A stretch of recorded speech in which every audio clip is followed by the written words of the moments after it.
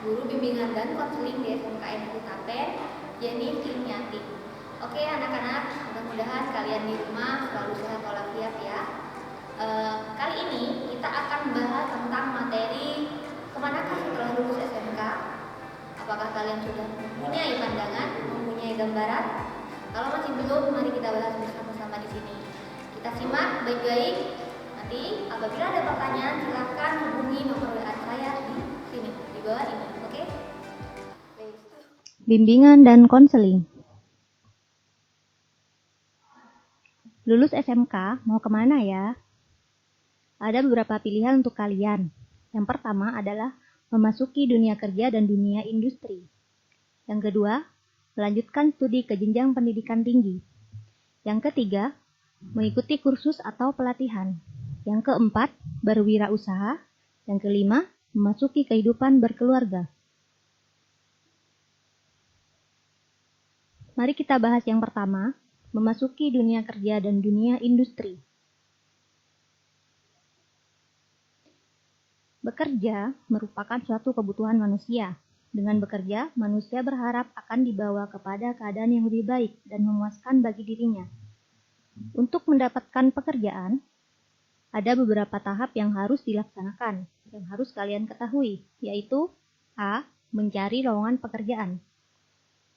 Ada beberapa hal yang harus diperhatikan dalam mencari dan memilih pekerjaan, yaitu mendaftarkan diri ke Departemen Tenaga Kerja sebagai calon pencari kerja, membaca koran atau majalah yang memuat lowongan kerja, melihat informasi lowongan kerja melalui media elektronik seperti televisi, internet, dan sebagainya, rajin mengunjungi pusat-pusat perkantoran dan pameran bursa kerja, bergaul dan bertanya kepada orang-orang yang sudah bekerja, dan memantapkan rasa percaya diri.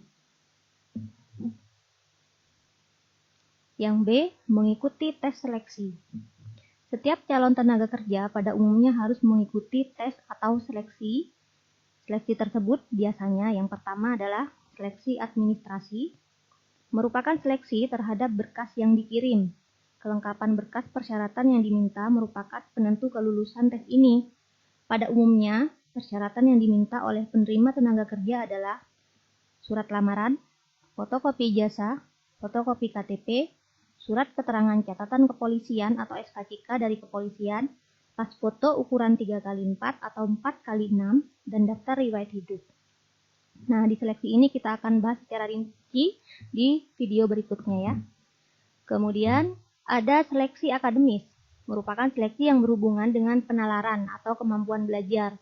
Biasanya, seleksi ini bersifat tertulis.